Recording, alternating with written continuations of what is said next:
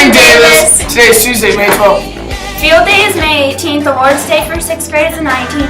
7th grade is the 20th. 8th is the 21st at 9 a.m. 7th and 8th grade girls softball tryouts are on Monday, May 18th and Tuesday, May 19th at Flowery Branch High School fields. And registration is at 6:45 p.m. Tryouts begin at 7:15 p.m. For any 7th graders that want to go on the Savannah field trip next year, make sure to turn in your behavior contracts and your venue summaries to Miss McGee by the 20th. For any more questions, ask her. Bye. Have a great day!